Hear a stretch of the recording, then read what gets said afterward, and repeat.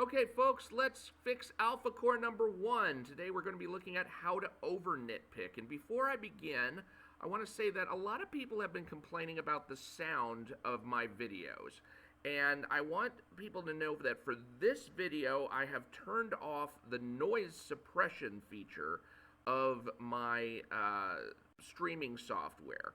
So I'm hoping that helps the audio quality. Please let me know what you think in the comments. I want to know if it's better, if it's worse, if it's the same, etc., etc. I'm really struggling to figure out what the heck is wrong here. But in any case, I want to show you an example of what I would consider over nitpicking, because people come to me and they say, Mike, you're just nitpicking down to the nth degree. No, I'm not. It is entirely possible to nitpick at levels undreamed of. And I got an example of that when I sent out my ALPHACORE number 1 review challenge, saying to people that I found 6 problems, 6 things to nitpick, in the first 8 pages of ALPHACORE number 1. Now, I wasn't saying that 6 was all that I found, but I did find at least 6, and I gave people clues as to where to look for those. And then I said, take my ALPHACORE number 1 review challenge and see if you can spot the 6 problems. Well, I only had one person actually come back with any responses, and then I had a latecomer to the challenge, somebody who put in his entries after the challenge was closed out, and that was Captain Evilstopper on YouTube. And Captain Evilstopper delivered a stunning 48 nitpicks. 48! And I just sat there in my chair thinking, what in the hell did I miss? That this guy was able to come up with 48 nitpicks. I mean, this guy's got to be sitting over a pile of cocaine going, I could have found more. I could have found more nitpicks. Oh my God, 48 nitpicks. Now, some of these I also found. There were 8 nitpicks among all of the 48 nitpicks that Captain Evilstopper delivered that I also found, and I covered all 8 of these in my video on Let's Fix ALPHACORE number 1, It's Problematic. So if you want to see those 8 nitpicks explored in detail, please go and watch this video.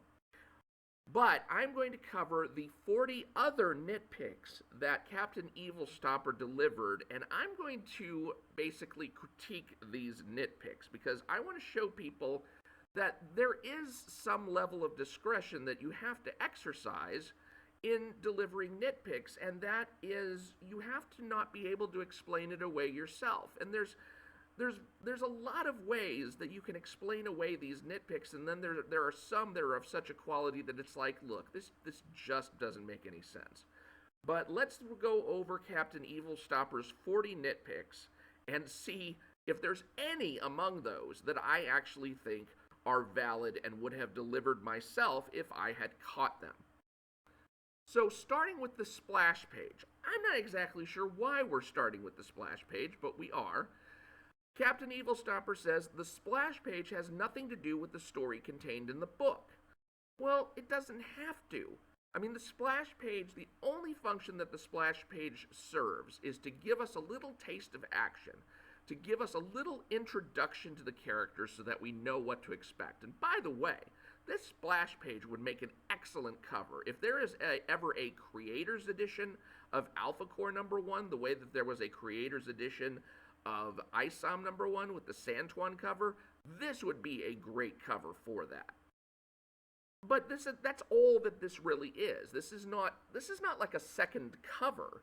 This is just a splash page showing, here is what these characters are about, and you're about to enter a story involving them. The opponent Braxwell punched is going in a different direction than the punch implies. Yeah, I kind of see what you mean by that, but the thing is you can see the shards of glass that have broken in the guy's helmet and how they're flying off in the direction of the punch. So really, this guy just got a glancing blow from Braxwell. It was enough to shatter his helmet and dig out the shards of glass and send those flying, but it wasn't really enough to change the direction of the impact of or wherever this guy got hit. It just is going at a right angle or tangentially away from Braxwell. I'm not exactly sure how to explain the physics of it, but to me it looks like he just basically got a solid punch with a glancing blow to the visor so that it more shattered his helmet and just delivered force that was sending him backwards. I don't really see a problem with this. Now, the hostage's left ankle is so twisted it looks broken. Well, consider that this is just a momentary slice of time that's being presented in this panel. Now, granted, the robber is saying, back off, or we both go up. That's about 2 or 3 seconds of dialogue. And so this panel is iconically representing what is going on in that 2 or 3 seconds. And during that 2 or 3 seconds, yeah, you know, the hostage is being jerked around, and at some point her leg might get twisted, but that doesn't mean that she gets injured by it. You know, you would twist for for a fraction of a second, and then go back to its normal position as she rebalances herself. But this is just capturing that one moment in time and communicating to us that she's in an awkward state. The shadows of the robber and the hostage don't follow the light sources, but on the next page we see that there are several light sources in play. Moreover, there's a helicopter with its own light source, a spotlight, playing off of them, and I don't see why we can't just kind of cut the artist a break and say, all right, given all of the different light sources that are in play, these are the ones that stood out most prominent and are affecting the players on the screen. That those are the most prominent shadows from all of the different light sources, including the moving helicopter.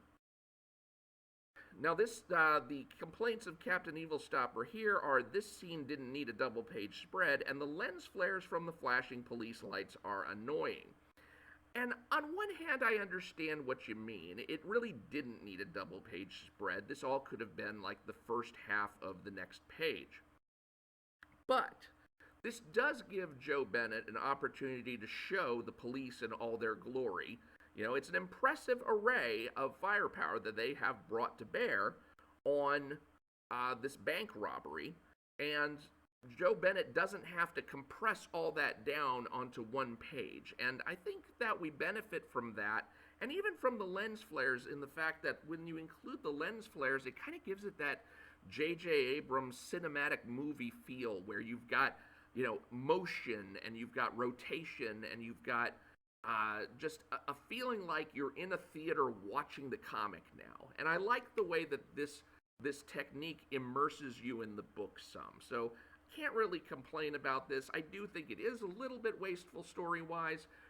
You know, maybe there can be a little bit of establishing dialogue from Flynn or somebody who could just say, you know, here's the situation, or maybe he's on the phone with a superior saying, you know, somebody's like, you know, catch me up, or maybe he's issuing some other commands to his subordinates. There could be a little more dialogue to fill this in, but as far as it being a 2-page spread, I don't really find fault with that.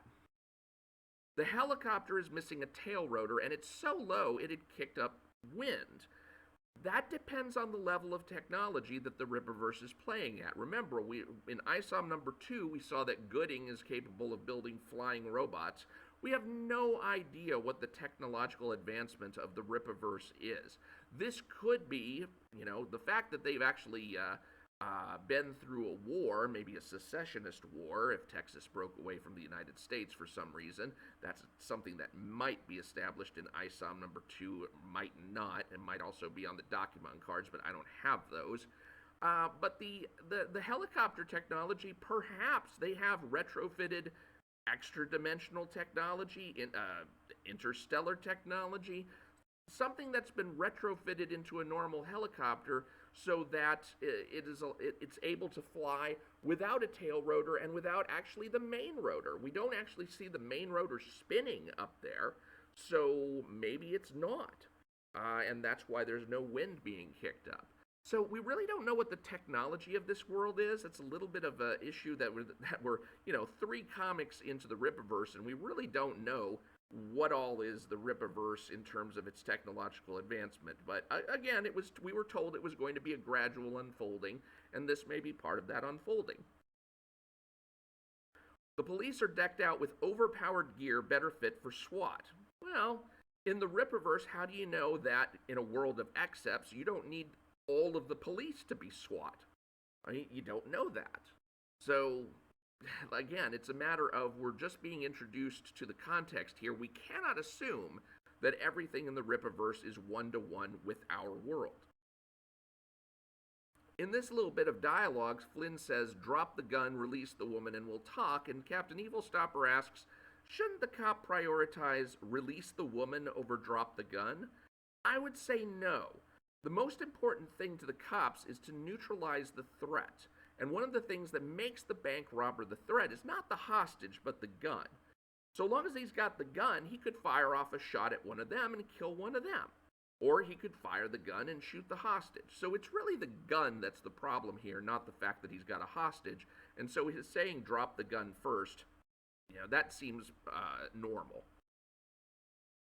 By yanking the robber upward, isn't Solari risking that the gun might go off and kill the woman, or that the woman might be yanked upward with the two of them? Now, I would think that one of the purposes of Solari's introduction is to show that he's an old hand at foiling basic robberies like this. I mean, he knows how to contribute his powers in a way to minimize risk to the surrounding bystanders, etc., etc. I don't look at Solari as being somebody who's inexperienced, especially from the fact that Solari has been around for about at least probably 15 years or so. I mean, he was involved in the War of Separation that was mentioned in ISOM number 2, and that happened at least like 15 years prior to ISOM number 2. So I don't see Solari as an untrained novice who is going to let that woman be in danger from his actions. I would assume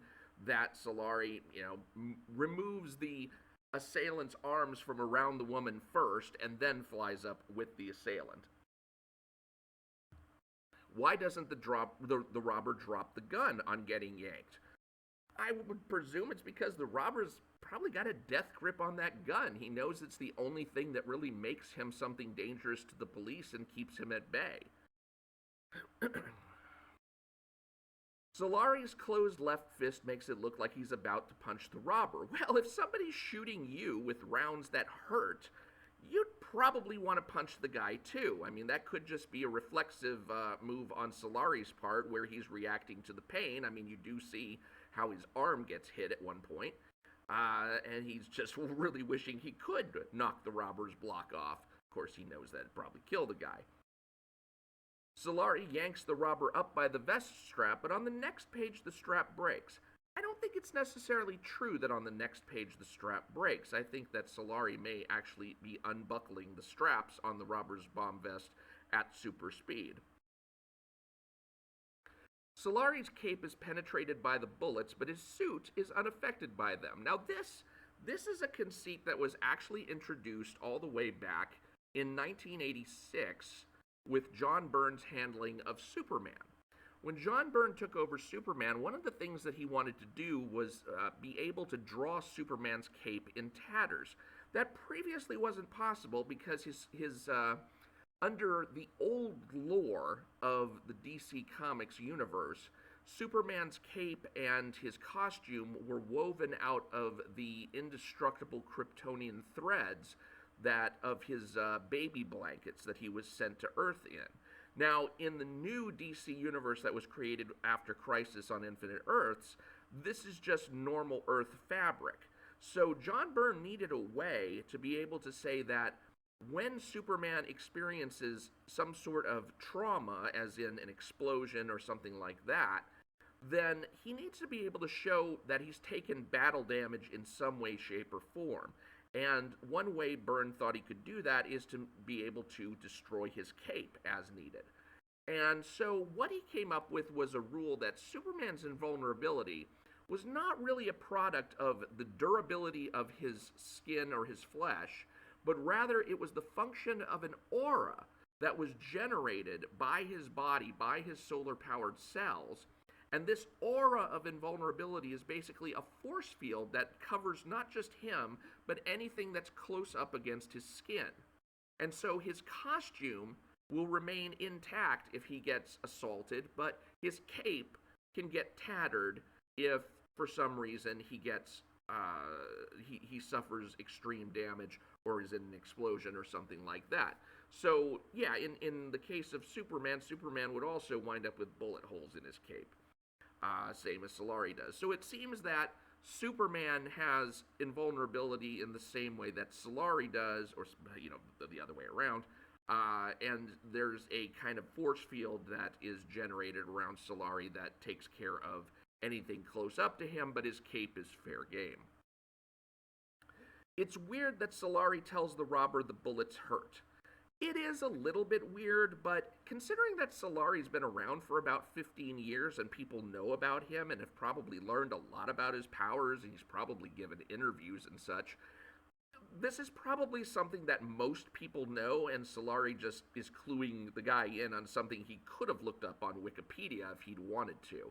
There's probably a lot of information on Solari out there, and so it really isn't hurting him or putting him at a disadvantage to let this guy know something that's already largely public knowledge. The gun is dangerously plummeting somewhere.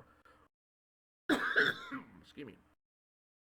Well, as we know from the next page, the robber is going to be dangerously plummeting somewhere, so we know that Solari has enough confidence in his skills that he knows where to drop a person without hurting other people. Probably he has the same amount of confidence in his skills that he's going to drop a gun without hurting other people. And be advised that in most cases, a gun, when it hits the ground, is not going to go off. Now, that may be true or false depending on how high it's dropped from, but most guns these days are built in such a way that unless you actually use the firing mechanism, the gun is not going to go off. So there's probably a very low probability that the gun is dangerously plummeting somewhere, so long as Solari is, making sure that it's not going to land on someone. And he already made sure that the robber is not going to land on someone. So I think we can have a high degree of certainty about his skills. The bullet holes here are on the wrong side of a cape, but we may not have been shown all the bullet holes that the robber made while he was firing at Solari. He could have been firing more bullets than we were allowed to see in that one particular panel, so we can't really rule that out. How does Solari get the vest off the robber without hurting him? Well, I assume he unbuckles the robber's straps at super speed. That's pretty much it. I mean, we would think Superman would be capable of that, so why would we not think Solari would be capable of that? Solari doesn't need to drop the robber. No, he doesn't, but it's funny. I mean, this is just a humor choice. It's a style choice, and it also shows that, Solari's got the thing pretty much under control, and it also shows that he's giving this robber a hard time. He's not just letting him get off with, being divested of his bomb. The panel of the robber falling is unnecessary. Well, that's only true if you don't realize that what's being set up here is a simultaneous explosion and splash. Now, unfortunately, I don't feel like Joe Bennett delivered the goods on the next page, but what's really trying to be shown here is that the explosion and the splash happen at the same time, and you need to show that the robber is going to be falling into the pool if you're going to have that sense of anticipation from the reader of both the explosion and the splash at the same time. Why does the bomb explode? I actually gave a reason for this in my last video, and my theory is that the bomb was primed to explode as soon as it was in the bank vault, and it just so happened that when Solari threw it up over the air, he threw it over the longitude and latitude coordinates of the bank vault, and so it exploded for the reason that it was predetermined that it should. Now, that's me just completely speculating, but in the absence of any other answer, I've got to go with that. It feels gratuitous to see the robber yanked into the sky a second time. Well, it is gratuitous, because Solari's basically given the guy a hard time. But that's what makes it funny. That's a humor choice. It's a style choice. The robber is bone dry despite having been plucked out of a swimming pool. Now, that is actually a pretty good nitpick, but at the same time, we don't know what Solari did with the guy, if he maybe like spun him dry, put him in a spin dry cycle before putting him into this pose. And in fact, I actually said that rather than have the pages in this particular configuration, and this is the configuration in which I feel like Joe Bennett did the bomb and the splash sequentially rather than simultaneously, we could have it more in a side-by-side page format for the left page, which would allow us to put the thief sputtering in the pool at the top of the next page, and then give us a little more room on the right side page to show Solari air drying the robber. And that way we wouldn't have any questions about, well, wait a minute, why isn't the guy wet? The robber tells Solari, again, how he knows nothing about the bomb. That's not entirely true. The first time that the robber said anything to Solari about the bomb, he said that he didn't know how to disarm the bomb. This time, he's saying that he didn't know that the bomb was even actually primed to explode. So he's telling Solari something different than what he told him before. Flynn still has his weapon drawn despite a few minutes having gone by. Well, how many minutes, though, really? Because I think only 2 minutes have probably passed in the entire sequence that we've just seen. One of the things that, we don't realize is that we have to sit and read these comic books, and it may take us some minutes to do that, but the actual action itself could probably take place in sometimes a few seconds, sometimes a couple of minutes. I think probably 2 minutes is as much as those previous panels needed. So in those 2 minutes, would Flynn have let go of his gun? No, not necessarily. Now, these 3 nitpicks I want to address all together because they all have to do with the dialogue that takes place between Flynn and Solari, and it just nitpicks at their personalities, but so long as they are expressing their legit personalities. If Solari is the type to demand thanks, if Flynn is the type to be prejudiced against accepts, if Solari is not going to challenge him out in the open because he knows that would look bad for him, those are things that would be consistent with the characters. So you might say that you don't like these portrayals of these characters, but so long as they are the authentic characters, there's really nothing to complain about here. Flynn calls Solari Flyboy only because Solari is a male who can fly, not because he is or was Texas military or Air Force. Well, I don't actually know that Solari is or was Texas military or Air Force. If you have that information, that's because you've either read ahead in the book or you got it off the document cards, which, that's not fair game for just the casual reader. Not everybody paid $100 for information that, will eventually be given in the comics anyway. So, the fact that he calls Solari Flyboy because he's a male flyer, big whoop. Now we go to the scene between Michael Copper and Lillian Renashi, and we open with Lillian in an elevator, which is why this next nitpick is kind of sad, because it says the building in this panel is so poorly drawn it could be mistaken for an elevator panel. It is an elevator panel. She's in an elevator. You'll see that in the next sequence. And that is the panel that opens, that's where you push the buttons on the elevator panel, or it's the code that gets you into the penthouse, whatever, etc., etc. The news footage on the phone has weird lens flares. I call this a good nitpick, because I did not notice, I was not really paying attention to what was on the screen. It's like, okay, well, they're showing us, basically they're just getting us up to speed.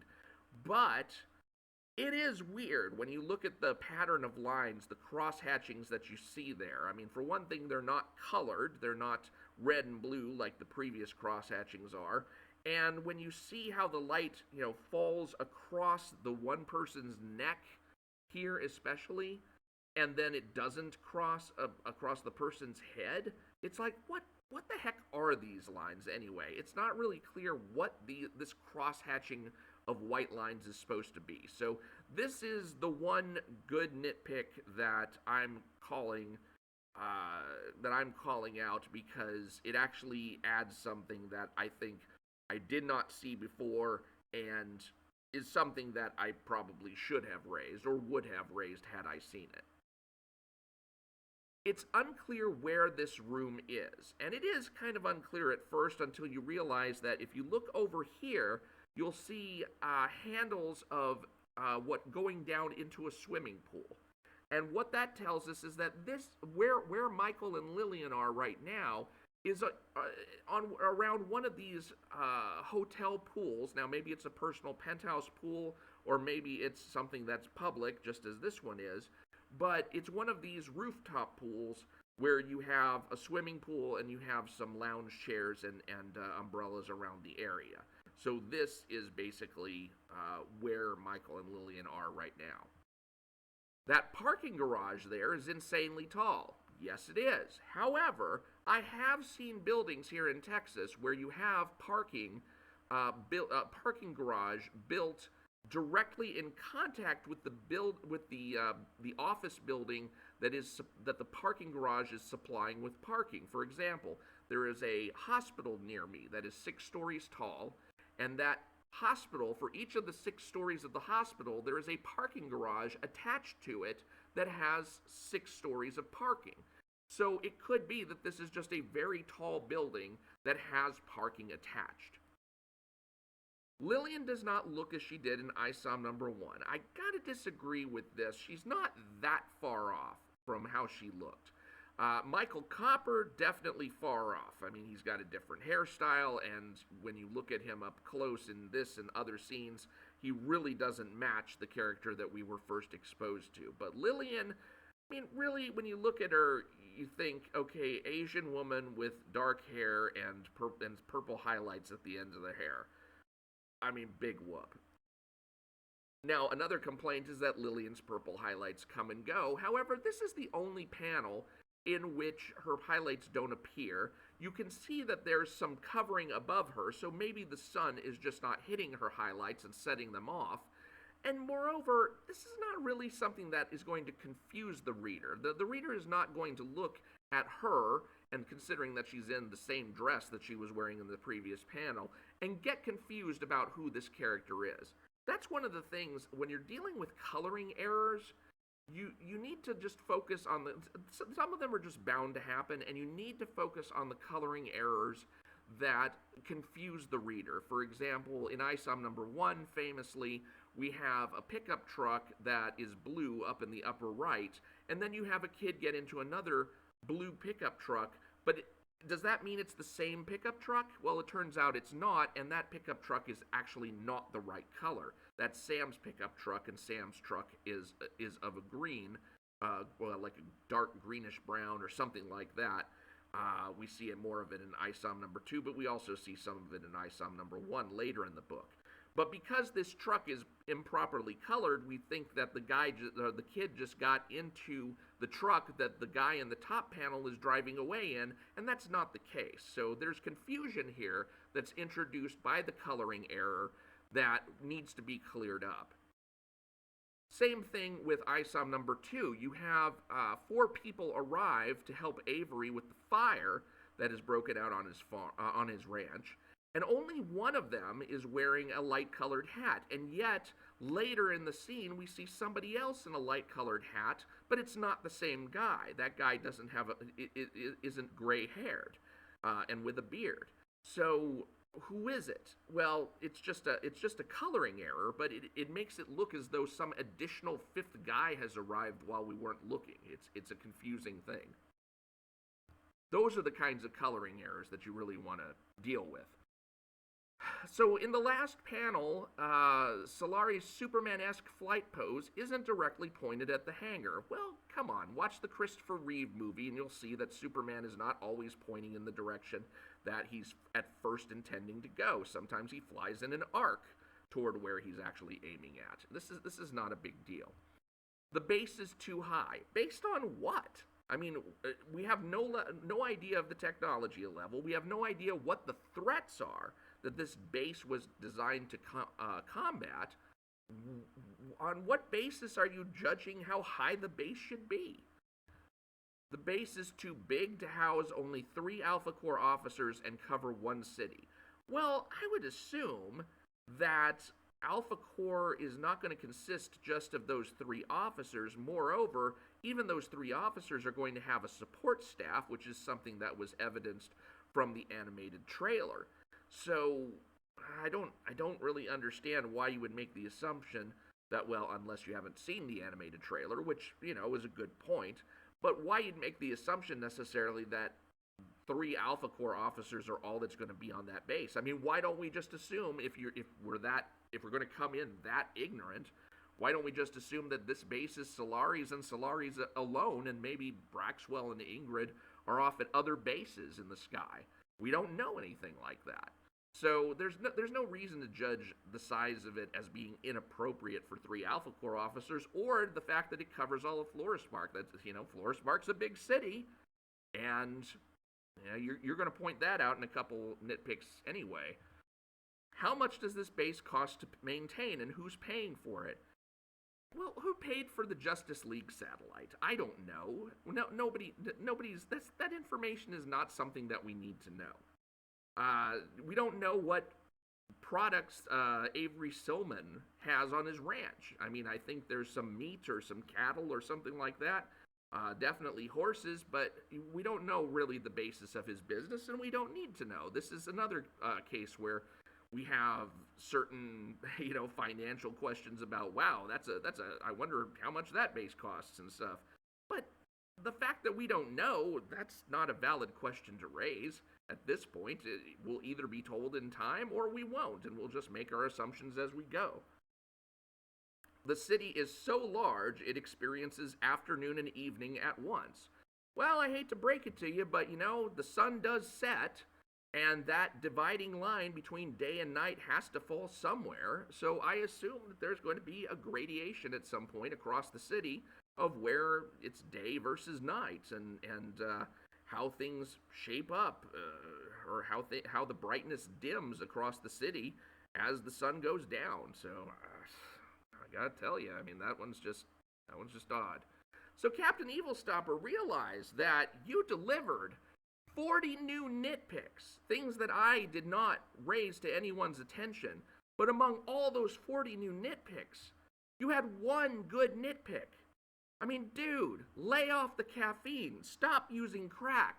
You're not going to find a nitpick just every single possible location. I mean, the only thing that you've really done here is show people that I'm not out of my damn mind whenever I'm trying to deliver these nitpicks.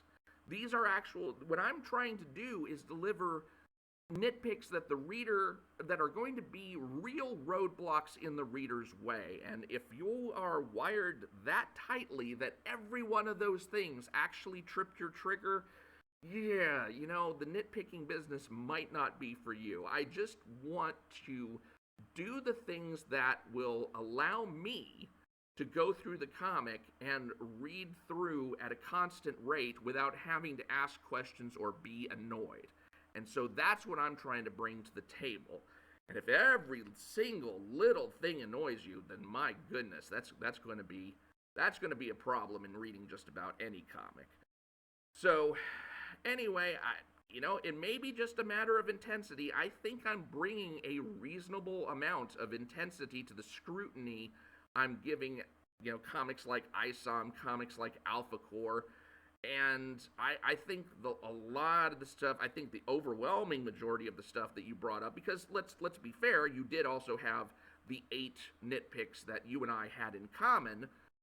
There were those 8 that you and I both found. It's not like you raised 40 nitpicks and there was only one good one among them. You actually raised 48 and there were 9 good ones among them. So I'm, that's not exactly a passing grade, but at the same time, it's not exactly an F- either. But I definitely would scale back the level of scrutiny that you're trying to push onto these comics and these characters, especially when it's just a matter of opinion. I mean, there were certain places in there where you were saying, well, look how this character is acting. And it's like, well, it might be completely appropriate for the character to act that way.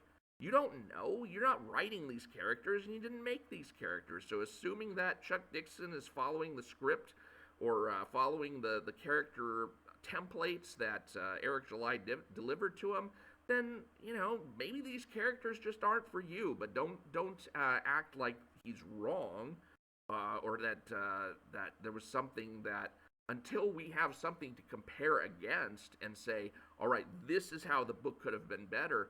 Let's not go into that kind of level of scrutiny and say, well, I just don't like how these things are turning out. I mean, that's pretty much all I got to say on the matter. Is you got to dial down that level of scrutiny. But I do appreciate the fact that you did establish a stark contrast between me and you in terms of what over nitpicking really is. Because if I can find 8 or 9 or 10 things, however many I actually came up with in my It's Problematic video on ALPHACORE number 1, and you're coming up with like close to 50 things, then obviously I am not nitpicking in the extreme, and I hope everyone knows that now. So thank you for that, at least. All right, everyone, I appreciate your time, and thank you for watching this video. And I am going to sign off now. Please do subscribe so that when I resume, I'm looking forward for the opportunity to read more of ALPHACORE number 1 now, and get further into the story. Hopefully I'll be coming up with another review video soon. I also have Andy Smith's Kordrath the Reckoning. I've got Ethan Van Sciver's Cyberfrog 2 Wrecked Planet and its adjacent books. And got a lot on the table now, so I'm hoping to make more videos in the near future, and in the meantime, I'm glad that you took the time to enjoy this one. So thank you very much. Please do subscribe if you haven't already, and I will talk to you later.